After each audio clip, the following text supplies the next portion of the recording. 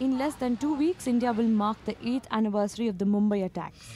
While 2 days ago in Pakistan, the Islamic State claimed responsibility for the suicide strike on the shrine of Balochistan. Although there have been no terror strikes in India in the last 2 years, the frequency with which reports about the arrest or detention of Islamic State sympathizers has played out in the media do raise questions about how vulnerable Indian citizens are to a terror attack. It's vulnerable because if you look at the practical aspects of policing, etc. in India, there are holes all over the place. People are not safe, women are not safe in this country. So if terrorists want to carry out such an attack, they will, it's not a problem for them, because if you're going to hit at soft targets, it's not a problem. On the streets of India's biggest cities, there is a view that internal security is less than effective.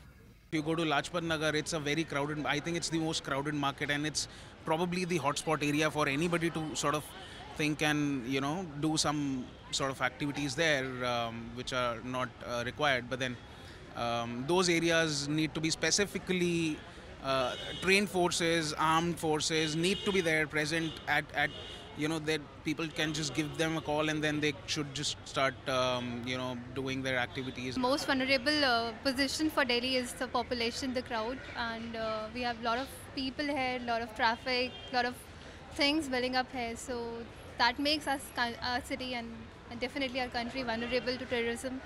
And more than that, I think authorities are also responsible. People are so casual. You just give them money and they are like least bothered about anything or everything. The pundits believe that there is no such thing as 100% security. It's impossible to police every place, and you know that if you look at our markets, or if you look at the railway stations, or if you look at buses, etc., it's not possible to deal with them, and our borders are very porous. So people can walk in from the Nepal side, they can come in from the Bangladesh side. Loopholes and chinks in India's armor will always exist. What matters is how we work to minimize them. While India's neighbors Bangladesh and Pakistan are seeing the menace of ISIS grow, India has been safe from such incidents. However, with ISIS activities heightened so close to the country, a lot needs to be done to keep the country's borders safe from ISIS.